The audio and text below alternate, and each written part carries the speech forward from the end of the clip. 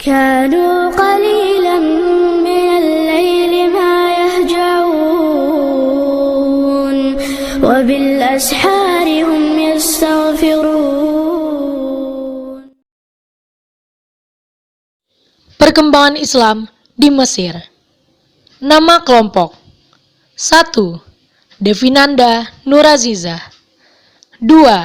Firdan Dwi Setiawan. 3. Nabila Junianti.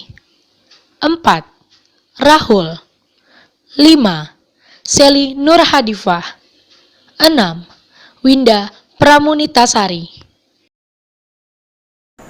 Yang pertama adalah Muhammad Ali Pasha.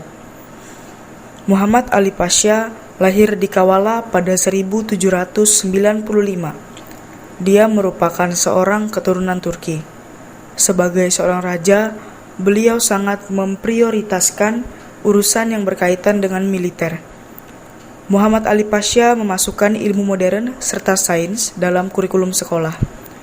Akan tetapi, beliau kesulitan dalam mengintegrasikan sains dalam kurikulum lama.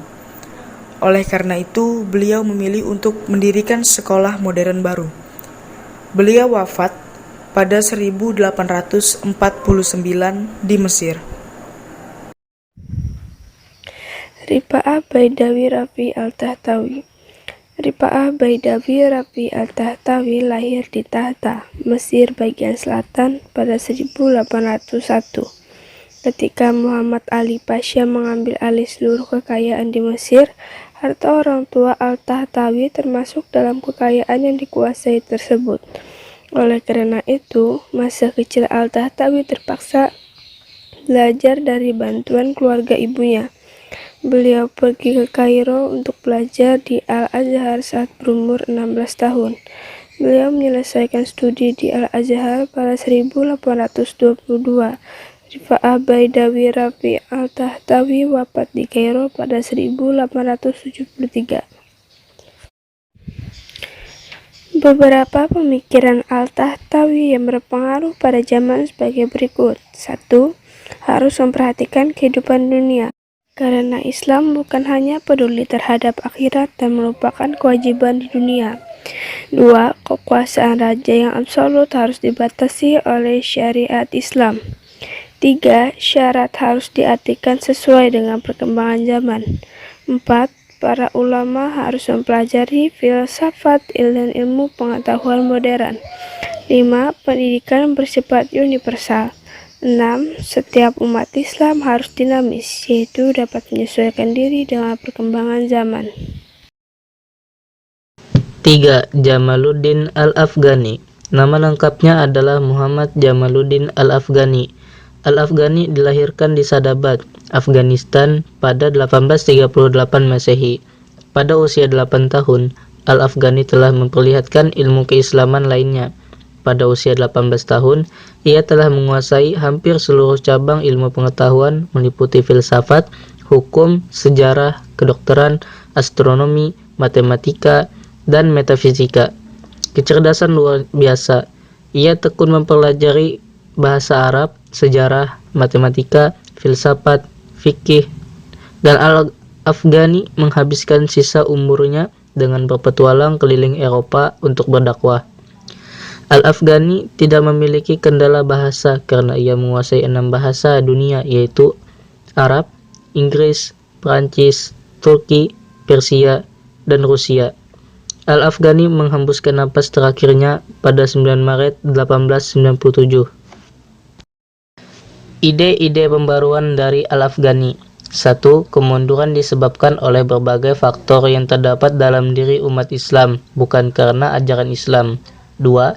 Umat Islam harus kembali pada ajaran Islam yang murni dan dipahami dengan akal serta kebebasan berpikir agar masa kejayaan Islam dapat diraih kembali. 3. Pemerintah yang autokrasi dan absolut harus diganti dengan pemerintahan yang demokratis berdasarkan asas musyawarah. 4. Tidak ada pemisahan antara negara dan politik. Pan-Islamisti atau rasa persaudaraan atau solidaritas antar umat Islam harus ditingkatkan kembali. 4. Muhammad Abduh. Muhammad Abduh lahir di Mesir Hilir pada 1848. Muhammad Abduh mulai mempelajari Al-Quran di rumah dan mampu menghafal dalam waktu 2 tahun.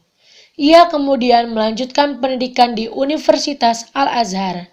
Pada saat menempuh pendidikan di Al-Azhar, ia bertemu dengan Jamaluddin Al-Afghani. Pertemuan keduanya menorehkan kesan mendalam, hingga saat Al-Afghani menetap di Mesir. Muhammad Abduh menjadi muridnya. Muhammad Abduh adalah seorang pemikir Muslim dari Mesir. Abduh merupakan salah satu penggagas gerakan modernisme Islam. Beliau belajar tentang filsafat dan logika di Universitas Al-Azhar, Kairo. Pada masa ini, ia juga mulai menulis untuk harian Al-Ahram. Beberapa karya tulis Muhammad Abduh yang terkenal yaitu Tafsir Juz Amma, Tafsir Al-Quran Hakim yang diteruskan oleh muridnya Muhammad Rashid Ridha, dan Risalah At-Tauhid. Ide-ide pembaruan Muhammad Abduh yang membawa dampak positif bagi pengembangan pemikiran Islam sebagai berikut. 1. Ijtihad merupakan dasar untuk menafsirkan kembali ajaran Islam sesuai perkembangan zaman. Oleh karena itu, pintu ijtihad terbuka lebar bagi umat Islam. 2. Islam adalah ajaran rasional yang sejalan dengan akal. Ilmu pengetahuan akan maju dengan akal. 3. Kekuasaan suatu negara dibatasi oleh konstitusi yang disepakati oleh negara. 5. Muhammad Rashid Ridha. Muhammad Rashid Ridha bin Syamsuddin bin Bahauddin Al-Qamuni Al-Husaini. Ia adalah murid dari Muhammad Abduh. Ia lahir pada 1865 di Al-Qalamun, Lebanon. Lahir dan dibesarkan di lingkungan keluarga terhormat dan taat beragama. Pendidikannya mulai di sebuah madrasah tradisional. Pada 1882, ia melanjutkan pendidikannya di Madrasah Al-Wataniyah Al-Islamiyah di Tripoli. Di madrasah ini, ia juga belajar bahasa Arab, Turki, dan Perancis. Ia juga belajar agama dan pengetahuan modern. Kiprahnya dalam dunia politik secara nyata dapat dilihat dalam aktivitasnya. Ia pernah menjadi Presiden Kongres Suriah pada 1920 dan menjadi delegasi Palestina Suriah di Jenewa pada 1921. Ia pernah menjadi anggota Komite Politik di Kairo pada 1925 serta menghadiri konversi Islam di Mekah pada 1926 dan Yerusalem pada 1931. Pemikiran Rashid Ridha tentang pembaruan Islam sebagai berikut. Sikap aktif dan dinamis harus senantiasa ditumbuhkan di tengah masyarakat. 2. Umat Islam hendaknya meninggalkan pemikiran kaum Jabariyah, yaitu kaum yang selalu pasrah pada keadaan. 3. Penggunaan akal dalam menafsirkan ayat dan hadis sesuai dengan ketentuan. 4. Umat Islam harus menguasai sains dan teknologi untuk mencapai kemajuan. 5. Ajaran Islam sudah banyak tercampur, oleh karena itu diperlukan pemurnian ajaran Islam di tengah kehidupan umat Islam. Yang keenam adalah Ali Jum'ah. Syekh Abu Ubadah Nuruddin Ali bin Jum'ah bin Muhammad atau Syekh Ali Jum'ah merupakan ulama besar yang berasal dari Mesir. Lahir pada 3 Maret 1952 di Bani Suaif, Mesir. Beliau tekun belajar agama sejak kecil.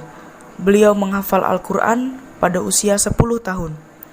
Beliau gemar mempelajari ilmu hadis dan fikih maliki sejak remaja. Beliau belajar agama Islam di Universitas Al-Azhar dan menyelesaikan sarjana Firasat Islamiyah wal Arabiyah pada tahun 1979. Beliau memperoleh gelar magister dalam Usulul Fikih Kuliah Syariah wal Qanun Universitas Al-Azhar pada tahun 1985. Kemudian beliau memperoleh gelar doktor dalam Usulul Fikih Kuliah Syariah wal Qanun Universitas Al-Azhar pada tahun 1988. Selain itu, beliau berguru kepada banyak ulama seperti Syekh Abdullah bin Siddiq Al-Gumari. Beberapa kebijakan Syekh Ali Jum'ah. Yang pertama, mengembalikan sistem pengajaran agama yang terbuka untuk umum di Masjid Al-Azhar. Sistem pengajaran tersebut telah lama ditutup dan dilarang oleh pemerintah Mesir. Kebijakan Syekh Ali berhasil menghidupkan kembali ilmu dan majelis ilmu di Al-Azhar. Yang kedua, membentuk Dar al-Ifta al-Misriyah menjadi institut modern dengan Dewan Fatwa. Yang ketiga, mengembangkan website dan call center Dar al-Ifta al-Misriyah untuk memudahkan setiap muslim meminta fatwa. Ahmad Muhammad At-Tayyib lahir pada 6 Januari 1966 di Luxor, Provinsi Qina, Mesir. Saat ini menjabat sebagai Grand Sheikh Al-Azhar sejak tahun 2010 hingga sekarang. Beliau memiliki garis nasab bersambung kepada Hasan bin Ali bin Abi Thalib. Beliau mendapat gelar sarjana hingga doktor di Universitas Al-Azhar dengan program studi akidah dan filsafat. Beliau diangkat menjadi dosen tetap di Universitas Al-Azhar. Sebelum diangkat menjadi Grand Sheikh Al-Azhar, ia pernah menduduki posisi sebagai Grand Mufti Mesir 2002-2003 dan Rektor Al-Azhar 2003-2010. Ia mengeluarkan putusan agama yang